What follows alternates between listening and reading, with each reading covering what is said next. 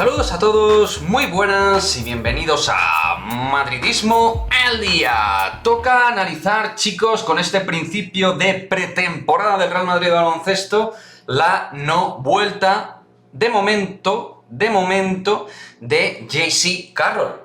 Lógicamente, estamos hablando de algo súper importante con respecto a la confección de la plantilla, teniendo en cuenta que él es un especialista dentro de su ámbito, el jugador que te desatasca partidos, es escolta, tirador puro y duro, que aparte hace más cosas, pero que es ese jugador por el cual corren los sistemas dentro del puesto de escolta.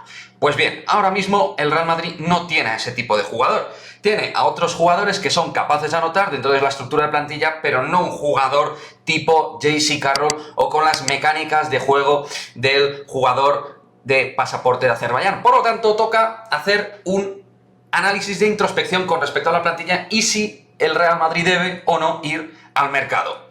Vuelvo a insistir, vuelvo a reiterar. El Real Madrid no se puede permitir el lujo, después del último año, de no tener a JC Carroll desde el comienzo. Y creo que tener a un jugador de su tipo desde el principio es muy importante, porque al final los jugadores, aunque sea marzo, abril, mayo, cuando te juegas las habichuelas, cuando te juegas los momentos clave de la temporada, necesitan estar en dinámica de trabajo, necesitan estar compitiendo. Y no es lo mismo entrenar en Wyoming, que es a lo mejor lo que podría acontecer si empieza a jugar con el equipo en enero, él estaría entrenando en Estados Unidos.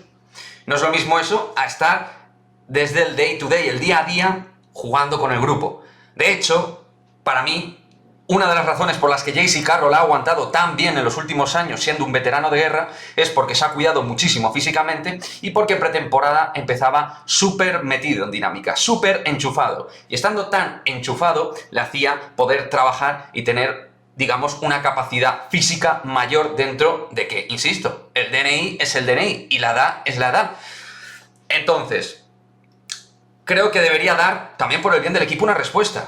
Yo entiendo que se le ha dado un trato de favor, ¿no? A la hora de tampoco agobiarle al jugador. Pero también creo que es relevante que el entrenador sepa a qué atenerse. Desconozco si ya Pablo Laso lo sabe, a lo mejor sí lo sabe. Pero viendo, por ejemplo, el tuit de Carlos Sánchez Blas, que puso el 31 de agosto, donde dice: el Real Madrid de básquet ya está a pleno rendimiento con todos los internacionales de vuelta y JC Carroll no ha firmado la oferta de renovación que le presentó el club hace varios meses, sigue en Estados Unidos, esta es la realidad, así que no parece que tenga mucha voluntad de volver. Pues hombre, probablemente a mí me haga entrever que a lo mejor, estando ya tiempo en Estados Unidos con su vida familiar, a lo mejor al tipo, totalmente respetable, insisto, no le apetece volver a la competitividad profesional baloncestística. A lo mejor ya no le apetece, a lo mejor ya no está para esos bailes. Puede ser, totalmente, pero el club creo que tiene que abordar esa situación desde ya. Desde ya. Muchos entienden que si Carroll empieza en enero va a estar fresco, pero es que no es una cuestión de frescura, es una cuestión de estar trabajando, de estar en línea de competitividad. Y ponerte a estar competitivo con 39 años y estar en línea de trabajo al máximo nivel desde enero así, boom, de repente, todo necesita un trabajo previo, una pretemporada, una línea de trabajo que te permita estar luego bien. Y JC Carroll, si ha estado bien en estos años, es precisamente porque en pretemporada, en verano, se lo ha currado mucho, y por eso ha terminado bien. Entonces, mi mensaje es bastante transparente. Pienso que el Real Madrid debería ir buscando un sustituto.